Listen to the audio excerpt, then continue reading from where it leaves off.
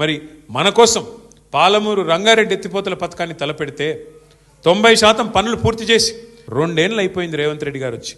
90% పని పూర్తయింది, కేవలం 10% మాత్రమే మిగిలింది. ఇవాళ ఆ పని చేయకుండా ఎందుకు చేయట్లేదు? కేసీఆర్కు పేరు వస్తుంది, వాళ్ళ పాత బాస్కు కోపం వస్తుంది. వాళ్ళ పాత బాస్ ఎవరో తెలుసు కదా మీకు, ఆయన కోపం వస్తుంది. తెలంగాణ ప్రభుత్వం చేపట్టిన కల్వకుర్తి ఎక్స్పాన్షన్ అయితేనేమి, పాలమూరు రంగారెడ్డి దిండి ఎత్తిపోతల ప్రాజెక్ట్ అయితేనేమి, వీటికి ఏ దానికి కూడా పర్యావరణ అనుమతులు లేవు. 2021 అక్టోబర్లో మా ప్రభుత్వం ఉన్నప్పుడు ఆ పనులు ఆపాలని 2021 అక్టోబర్లో ఆదేశాలు ఇచ్చినా కూడా వాటిని పట్టించుకునే పరిస్థితి లేదు. 2022లో ఎన్జిటి తెలంగాణకు 920 కోట్ల రూపాయలు జరిమానా విధించింది.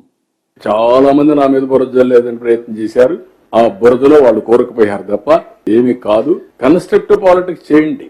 మీరు చేయలేని పనులు మా మీద నెపవేసి తప్పించుకునే ప్రయత్నం చేయడం కరెక్ట్ కాదు.